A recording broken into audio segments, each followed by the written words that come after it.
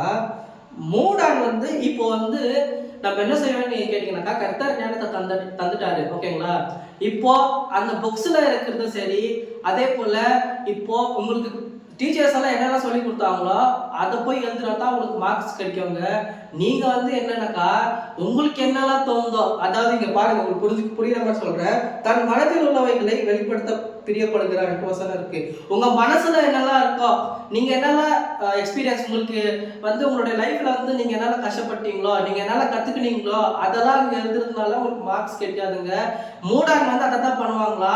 இப்போ சில பேர் எப்படி நீங்க பாத்தீங்கன்னாக்கா, அவங்க வந்து என்னெல்லாம் செஞ்சாங்களோ அதை பத்தி அவங்க போய் எழுதிட்டு கூட சில பேர் வந்துருவாங்க. ஆனா அந்த மாதிரிலாம் செய்யக்கூடாது.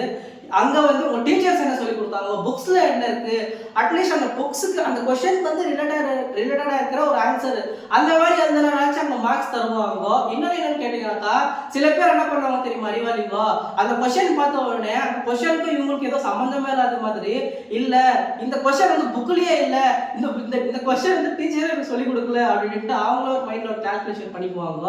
ஆனா அந்த क्वेश्चनல வந்து என்ன இருக்குன்னு நம்ம உன்னிப்பா கவனிச்சோம்னாக்கா கண்டிப்பா நமக்கு அதுக்கான விடை வந்துடும். அட்லீஸ்ட் அதுக்கு ரிலேட்டடா இருக்கிற ஒரு ஆன்சரை எழுதிட்டா கூட அங்க வந்து இப்ப மார்க்ஸ் கரெக்ஷன் பண்றாங்க இல்லைங்களா, அவங்க அட்லீஸ்ட் எதோ எழுதிருக்காங்களோ அது ரிலேட்டடாட்டு மார்க்ஸ் போடுவாங்க.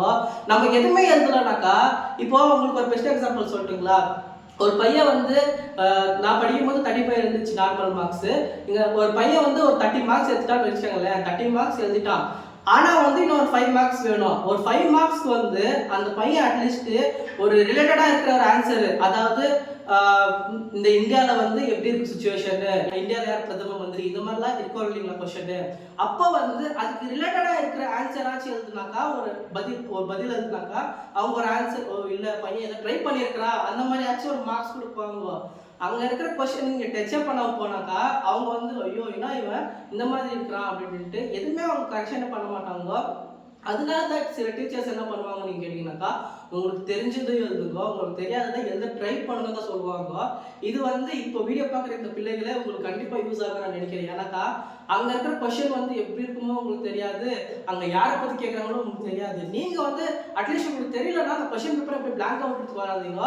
அட்லீஸ்ட் உங்களுக்கு என்ன தெரியுதோ தெரிஞ்சு வந்து எழுதிட்டு வர பாருங்க. அப்புறம் இன்னொன்று என்னன்னாக்கா, நீங்கள் வந்து எழுதுற ஹேண்ட் ரைட்டிங் வந்து கொஞ்சம் அர்த்தம் வர மாதிரி எழுதுங்க. இன்னொருத்தருக்கு நம்ம என்ன பண்ணுவோம் நீங்கள் கேட்டிங்கன்னாக்கா, அங்கே இருக்கிற டென்ஷன்லேயும் சரி பதட்டத்துலேயும் சரி அந்த வேகத்துல சரி சீக்கிரமா எழுதிடுவோம். உங்களுக்கு சொல்லட்டுமா, நம்ம எழுதுறது வந்து நம்மளுக்கு புரியுங்க, ஆனா நம்ம எழுதுறது மற்றவங்களுக்கு புரியணும்.